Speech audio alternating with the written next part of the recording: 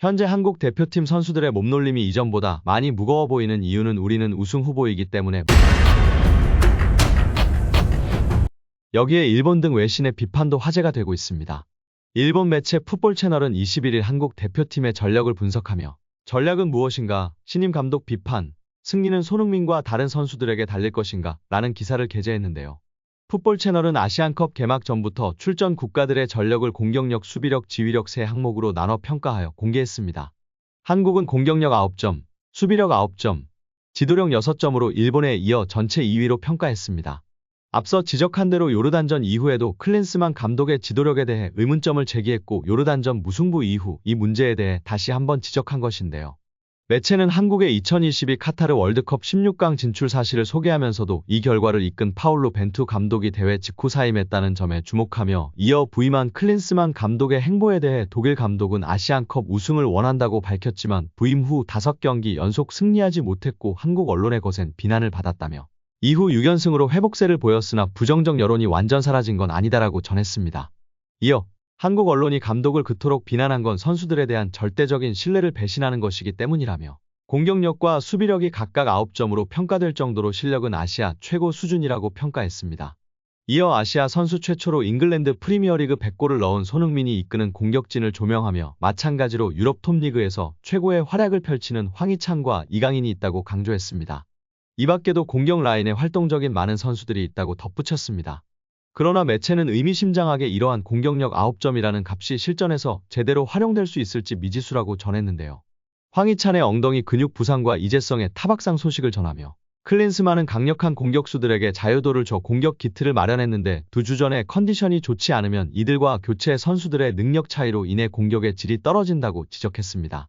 매체는 수비에서도 김민재와 J리그에서 활약했던 정승현과 김영권 등이 있다고 평가하면서도 아시아 최고 수준의 선수를 보유하고 있음에도 2조 순위에서 2위에 머물고 있는 이유는 클린스만 감독이 6점을 받은 코칭에 대한 우려가 있기 때문이라며 그는 2014년 브라질 월드컵에서 미국을 16강으로 이끌었지만 전술적으로 우월하기보다는 이름값을 이용해 이중 국적 선수를 영입했다. 경기장에선 공격의 만능이었던 그는 선수들의 컨디션에 따라 우승 여부가 결정될 것이라고 평가전화했습니다.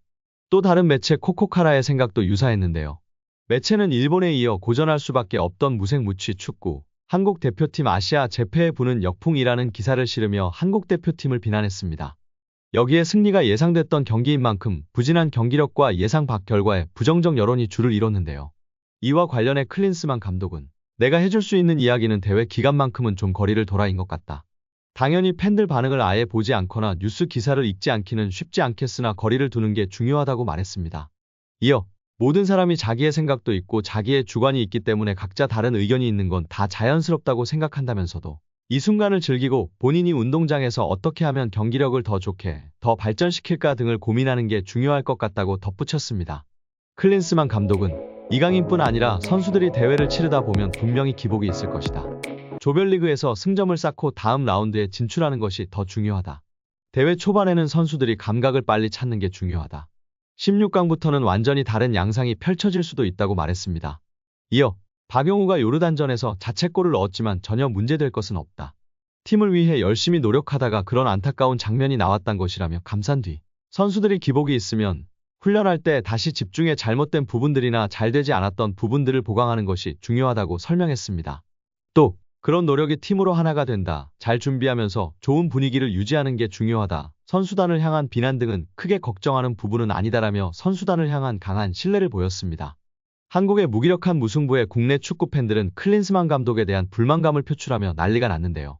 화가 난 팬들은 손흥민, 이강인, 김민재를 데리고 요르단에게 지고 있는 클린스만은 뭐하는 사람일까 궁금해. 전술 지시도 안 해. 심판이 치즈 먹여도 가만히 있어. 선수가 넘어져도 반응 안 해. 클린스만 왜 있는 거임. 이럴 거면 감독 자리 공석해. 진짜 이 황금세대를 클린스만이라는 무능력 감독의 손에 맡긴 축협이 너무 한심하다. 벤투가 그립다 못해 당장 아랍에미리트 대표팀 숙소에 클린스만을 질질 끌고 찾아가서 클린스만이 처입고 있는 대표팀 옷을 벗기고 벤투한테 입히고 싶음. 클린스만 전술 없다는 흥민이 히트맵으로 설명 가능함. 투톱으로 뛰는데 거의 히트맵만 보면 풀백 수준으로 뛰고 커버하고 있음. 전술이 있었다면 이런 히트맵 절대 안 나옴. 등의 반응을 보이고 있습니다. 여러분들은 어떻게 경기 보셨나요? 그럼에도 국내 축구 팬들은 클린스만과 무기력한 경기력을 보인 선수들에 대한 분노가 식질 않고 있습니다. 이기재, 박용우, 조규성 선수에 대한 강도 높은 비난이 지속되고 있는데요. 너무나 답답한 경기력이었고 국가대표가 맞나 싶을 정도의 퍼포먼스를 보였기 때문입니다. 특히 조규성의 경우 골키퍼가 없는 빈골대에서 조차 골을 못 넣는 모습에 어린이집 아이들까지 황당해하고 화내는 모습이 축구 커뮤니티에서 공유되고 있습니다. 또한 조규성 선수가 가장 잘한 장면은 교체 아웃될 때라고 반응한 팬도 있었습니다. 현재 조규성을 향한 베스트 댓글은 2번의 찬스를 모두 무효슛으로 날려버렸으니 아직 더 실력으로 증명하셔야 할 듯합니다. 조규성아 진희차게 이 댓글 보면 느끼는 게 있길 바란다. 유튜브에 이강인 치면 축구 하이라이트로 도배되고 조규성 치면 나 혼자 나온다. 너가 예능인이냐? 너 지금 은퇴 직전 선수냐? 한참 전성기 나이인데 유튜브 치면 나 혼자 나오는 게 말이 된다고 생각하냐? 진지하게 너가 국대 실력이라 생각하는 거냐? 진짜 뼈저리게 느끼는 게 있길 바란다. 사람들이 외모 칭찬 좀 했다고 정신 못 차리고 머리 기르고 경기 뛰다 머리카락 다듬고 두건 쓰고 진짜 환장하겠다. 등의 반응을 보였습니다. 이어 클린스만 감독에 대한 비난도 지속되고 있는데요. 아니 진짜 송이버섯 능이버섯 트러플 송로버섯 다 모아놓고 초코송이 만들고 있다고 클린스만이 지금.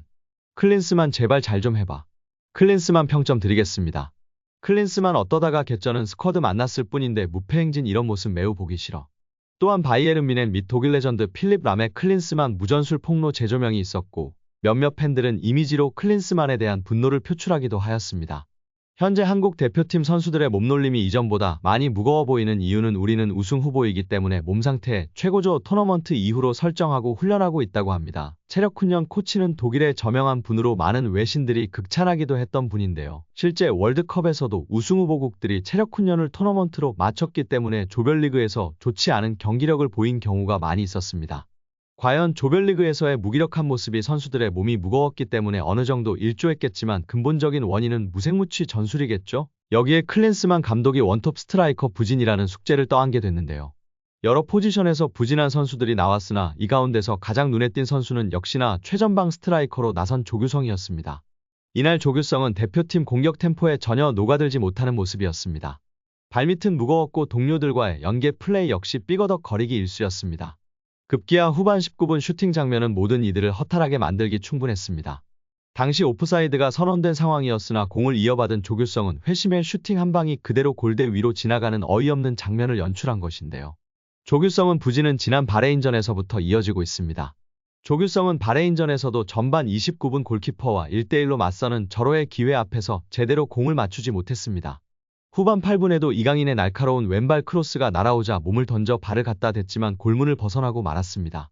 조규성의 2경기 연속 부진으로 인해 대표팀은 깊은 고민에 빠지게 됐습니다. 교체 투입된 오현규라는 자원이 있으나 그도 선발로 내세우기에는 부족한 면이 분명히 있습니다. 결국 손흥민을 원톱으로 놓는 전술 수정 등이 거론되는 가운데 클린스만 감독이 어떤 결정을 내릴지 관심사입니다. 오늘 영상은 여기까지입니다. 끝까지 시청해주셔서 감사합니다. 늘 건강하시고 더 좋은 영상으로 찾아뵙겠습니다. 구독과 좋아요도 잊지 마시고 부탁드립니다. 감사합니다.